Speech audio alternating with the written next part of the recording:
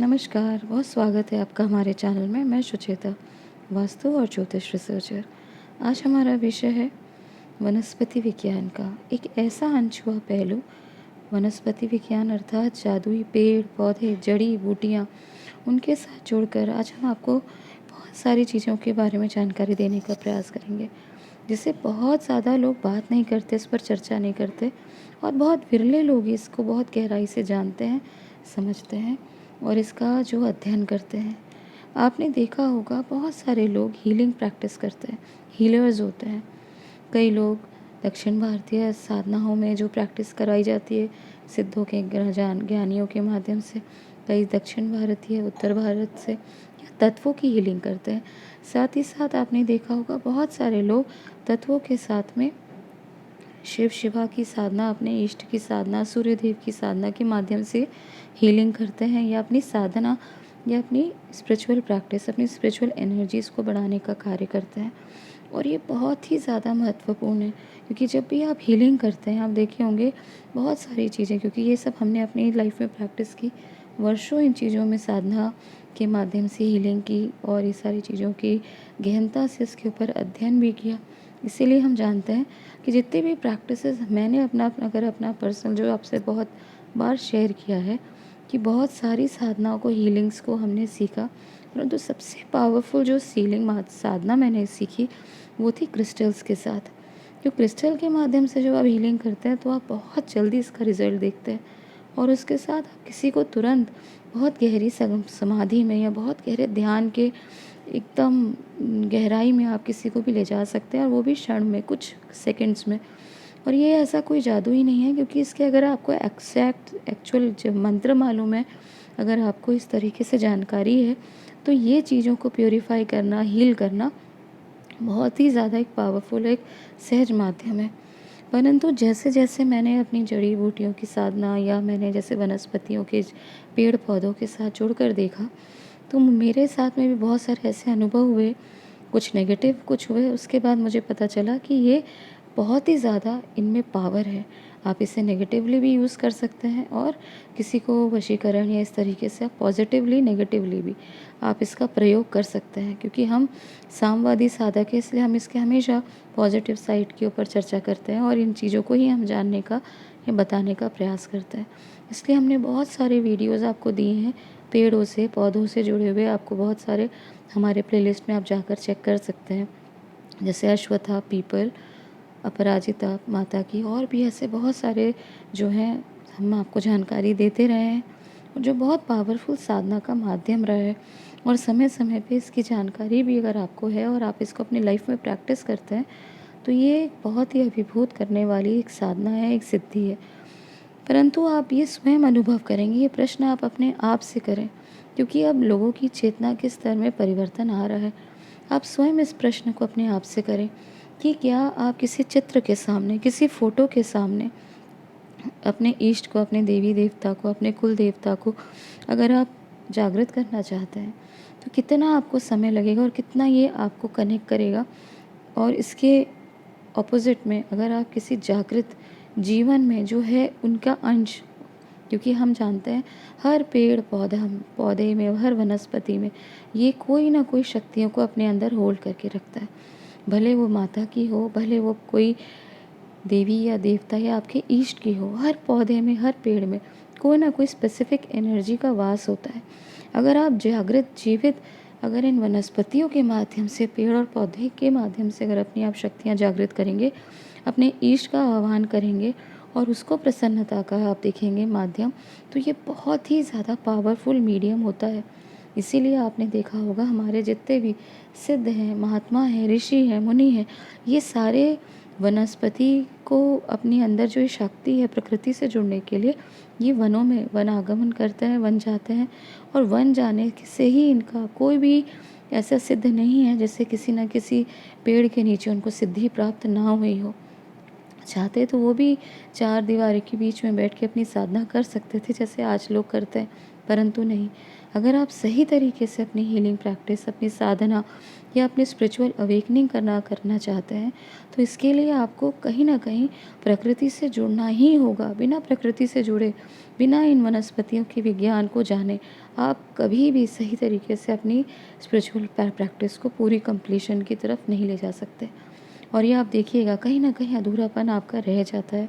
और इसीलिए आप देखिएगा कि बहुत सारे लोग आप देखें कि सिर्फ देवी देवताओं के लिए नहीं, यहाँ तक कि ग्रहों को, नक्षत्रों की शांति के लिए या किसी न किसी अपने योग को, अपने जीवन में नकारात्मक एस्ट्रोलॉजिकल जो ज्योतिषी के माध्यम से हम नकारात्मक योग कहते हैं या सकारात्मक, उन योगों को भी बैलेंस करने के लिए ये सबसे आसान और सबसे सरल तरीका है।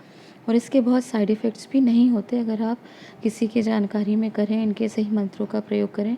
अगर मंत्रों का नहीं भी आप प्रयोग जानते तो भी आप सरेंडर करके, अगर आप किसी वनस्पति से स्पेसिफिक ग्रहों का जो भी जैसे कि आप बात करें, अगर हम नक्षत्रों की बात कर लें तो उत्तराषाढ़ा नक्षत्र के लिए हम देखते हैं कटहल।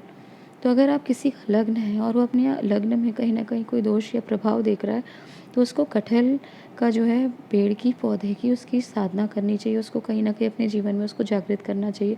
ऐसे ही रोहिणी नक्षत्र के लिए, या आप देखें जो है वो जामुन का प्रयोग किया जाता है, जामुन के पेड़ का। उसी प्रकार से ग्रहों के लिए भी, सूर्य के लिए कैथ का पेड़, इसी तरीके से हर पौधे, हर पेड़ में किसी ने, जैसे मैंने बताया कि जागृत शक्तियों का वास होता है। इससे आप अपने ग्रहों के दुरुपयोग या नेगेटिव इम्पैक्ट को भी कम कर सकते हैं और पॉजिटिविटी भी बढ़ा सकते हैं। और इनको बढ़ाने के लिए आपको करना क्या है, इन्हीं पेड़ों के साथ जुड़कर, अपनी जो सही तरीके से जानकर, इनके साथ में आपको अपना कनेक्शन करना है। क्योंकि जब तक आप प्रकृति से सही तरीके से अपने आप को कनेक्ट करेंगे, तो आप देखेंगे कि कई गुना आपको इसका जो है लाभ या इसका आपको शुभ परिणाम आप प्राप्त कर सकते हैं। और इसीलिए हम देखते हैं कि तिथि के अनुसार भी, जैसे नवरात्र का समय था, हम जानते हैं नवरात्र के समय में माता की शक्ति जागृत रहती है, परंतु प्रकृति के हर आयाम में ये शक्तियों का वास रहता है। और जब आप सही प्रकार के जो माता के पेड़ हैं, पौधे हैं, उसको जागृत करें, तो आप देखेंगे जैसे कि आपको कई गुना इसका फल मिलता है। और इसीलिए नवरात्र के हर दिन के साथ कोई ना कोई वनस्पति, कोई ना कोई पेड़ पौधों की साधना बहुत अहम रूप से बताई गई है। जैसे अशोक का अष्टमी के दिन में एक बहुत ही ज़्यादा महत्वपूर्ण योग जो है उसकी साधना का बताया जाता रहा है। और इसीलिए हम आपको बताएं कि किस प्रकार से आप मात्र इन पौधों को सिर्फ एक पौधा मत, एक पेड़ मत ही मत समझिए, इसके बहुत सारे योग हैं, बहुत सारे इसका फल भी मिलता है। जैसे अशोक के बारे में भी हमने आपको प्लेलिस्ट में बताया था कि जब आप इस पेड़ को लगाते हैं, और तो इससे आपको सीधे तौर पे पता चल जाता है कि किसके जीवन में कितना अर्थ है और कितना ज़्यादा वो संपत्ति को ग्रहण करेगा, आगे आगे की भी उसकी क्या परिस्थिति रहेगी। और इसीलिए और भी बहुत सारी चीज़ें बताई गई थी कि क्यों माता को अशोक वाटिका में ही रखा गया, किसी और वाटिका में क्यों नहीं रखा गया। कहने का ये अर्थ है कि हर प्लांट का कोई ना कोई प्रयोग होता है। इससे आप समझें, इसके बारे में आप स्टडी करें और इसको गहराई से इसको आप अपने लाइफ में अपनाएं। बहुत सारे लोग इसीलिए इसके बारे में जानकारी नहीं देते, भले वो एस्ट्रोलॉजर हो, भले वास्तु ज्योतिष का ज्ञानी कोई पंडित हो। इसके बारे में ज़्यादा लोग इसके बारे चर्चा क्यों नहीं करते? क्योंकि मालूम है इससे कोई उनको आउटपुट मिलने वाला नहीं है, कुछ बिजनेस यहाँ पे मिलता नहीं है, तो लोग इसके बारे में चर्चा कर कर अपना समय व्यर्थ नहीं करते। और ये नहीं समझते कि अगर आप किसी को नग पहनाएं, आपको नहीं मालूम है उसको कैसे प्योरीफाई करना है, आपको ये नहीं मालूम है कि नग को प्योरीफाई करना एक बहुत कठिन, एक मंत्र की साधना के तरीके से होता है। इसे आप कुछ भी धूप में रख दिया, पानी में रख दिया, नमक जल में डाल दिया या दूध में रख दिया, इस तरीके से आप उसको धो के साफ़ तो कर सकते हैं, लेकिन उसकी प्रोग्रामिंग को चेंज नहीं कर सकते। कितने ही हाथों से वो गुजरा है, कितने ही लोगों ने उसको हो सकता है धारण किया, और कितने ही उसके साथ में बैड इम्पैक्ट या गुड इम्पैक्ट होगा। उस चीज़ को आपको नलीफाई करना और नए तरीके से उसको प्रयोग करना, अपने जीवन में शुभता लाएगा कि नहीं लाएगा, ये सारी चीज़ को आपको प्रोग्रामिंग के माध्यम से ही आपको इसको जो है प्योरीफाई करना, उसको अपने लिए एनर्जाइज करना और उसको शक्ति देना, मतलब एक तरीके से उसको खुद अपने लाइफ में उसको अपनाने के पहले एक बहुत ही ज़्यादा महत्वपूर्ण और एक खतरनाक प्रयोग, मतलब इसके तरीके से एक साइकिल होता है उसको यूज़ करने का। ऐसा नहीं है आप बाज़ार से लाएँ और उसको धो के पहन लिया या दूध में रख के पहन लिया या कच्चे दूध में डाल के या पानी में नमक जल में डाल के, इस तरह से नहीं होता। ये प्रोग्रामिंग का माध्यम है। ये लोग इसके बारे में चर्चा नहीं करते क्योंकि ये सारी चीज़ें बहुत गुप्त है, हर आदमी को इसके बारे में जानकारी नहीं है और इसीलिए लोग बहुत ज़्यादा अपने जीवन में दुःख उठाते हैं क्योंकि उनको चीज़ों का प्रयोग करना ही नहीं आता और इसी के लिए आपको इन सब चीज़ों से बचना चाहिए। लोग क्रिस्टल्स के बारे में, जैसे मैंने बताया कि नाग, पत्थर आदि तो पहनते हैं, ना उनको प्यूरीफाई करने का तरीका है और बताने वाला भी इसलिए नहीं बताता क्योंकि उसको भी कोई बहुत लाभ नहीं होगा वनस्पतियों को बता के, क्योंकि उसे जानकारी है कि उससे कोई बिज़नेस नहीं बनेगा। प्रकृति और पर्यावरण से लोग इतना विमुख हो चुके हैं कि कोई एस्ट्रोलॉजर यही नहीं बता सकता कि कौन सा ग्रह, कौन सा जो है तारा, किस तरीके से मूव कर रहा है या किस तरीके से वो आपकी लाइफ में प्रैक्टिकली आसमान में जाके आपको प्रभावित कर रहा है, वो उसको भी नहीं स्टडी कर पाते हैं। और किस तरीके से अपनी स्पिरिचुअल या अपनी ज्योतिष की जानकारी को बढ़ाना है पेड़ों के माध्यम से। आपने देखा होगा आदि गुरु शंकर की जब हम बात करते हैं तो उनका जो साधना का पेड़ था वो शहतूत था। बहुत सारे लोग इसके बारे में नहीं जानते क्योंकि जब आप इसकी साधना करेंगे तो आप स्वयं जब शहतूत की साधना करते हैं, उसके गुणों को समझते हैं, तो आपको खुद अभिभूत आप हो जाते हैं कि कितना ही ये पावरफुल प्लांट है।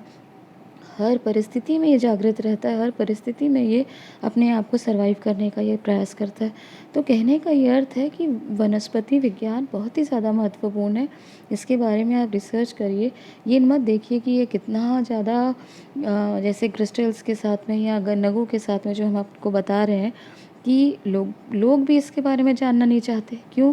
क्योंकि उनको लगता है कि जब ये इतना सारा लाखों का क्रिस्टल या नग या जैसे पुखराज है या मोती है, रूबी है, एमराल्ड है, सफ़ायर है, टोपाज़ है, ये सारी चीज़ों का पहन के वो अपने आप को इतना ज़्यादा वर्सेटाइल या एकदम रिच फील करते हैं। उसका शो ऑफ करने के कारण वो, आप सोचिए कि वहाँ पे अगर आप कोई जड़ी बूटी का या किसी पेड़ पौधे का प्रयोग करेंगे तो वो फीलिंग आपको वहाँ मिलती नहीं है। इसीलिए इसके सही प्रयोग को आपका अपनी लाइफ में बहुत ज़्यादा जो लोग हैं ऐसे जो है उसके बारे में नहीं जान पाते।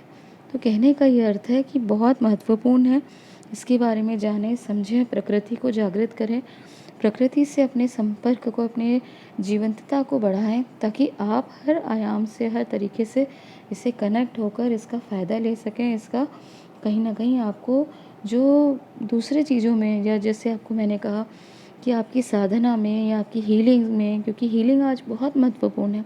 हर व्यक्ति किसी न किसी मानसिक रोग से पीड़ित है या शारीरिक रोग से पीड़ित है।